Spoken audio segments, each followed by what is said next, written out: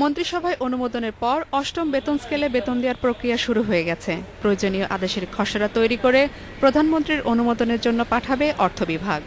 আইন মন্ত্রণালয় ভেটিংয়ের পর অর্থ মন্ত্রণালয় বেতন সংক্রান্ত আদেশ জারি করবে। শিরোনাম হবে জাতীয় বেতন স্কেল 2015।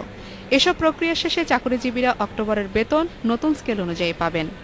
আপনি খারাপ হলে আপনাকে বেরোবার পথ সুন্দর আছে, বের করে দিব আইন মতো।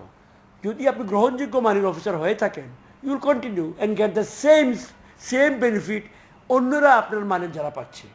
এবং সেটার জন্য আমরা ওয়ার্কআউট করে দিচ্ছি এমন একটি সিস্টেম যেখানে আপনার জন্য সারা রাত কাজ করতে হবে, আরেকজনের সারাদিন কাজ করতে হবে, হিসাব বিকাশ করা সিম্পলিফাই করা হচ্ছে। তবে এটি শেষ নয়, আরও সিম্পলিফিকেশনের স্কোপ আছে এবং আমরা কন্টিনিউয়াসলি সহজীকরণ, সরলীকরণ, সংস্কার আমরা করে যাব এবং বাড়িয়েও যাব।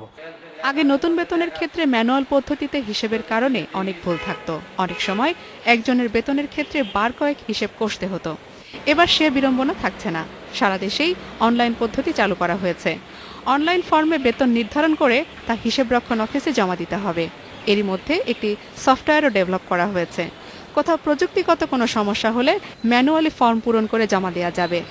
কিছু কিছু ল্যাপসেস হতে পারে, ল্যাপস মানে ভুল নয়, ধরুন মেশিনের ফেইলিওর হতে পারে ইত্যাদি ইত্যাদি। সেটাকে আমরা অ্যাড্রেস করার জন্য ফলব্যাক পথ রেখেছি ম্যানুয়ালি। ওই অফিসার তো ওখানে আছেই আমার। যদি 100 কেসের মধ্যে একটা কেস সে পারলো না করতে, কোনো ঝামেলা হয়ে গেল, সে হাতে এটা করে দিতে পারবে। অক্টোবরের নতুন বেতনের সাথেই জুলাই থেকে যোগ হওয়া বকেয়া বেতন পাবেন সরকারি চাকরিজীবীরা। জিমি আমির, ইন্ডিপেন্ডেন্ট নিউজ, ঢাকা।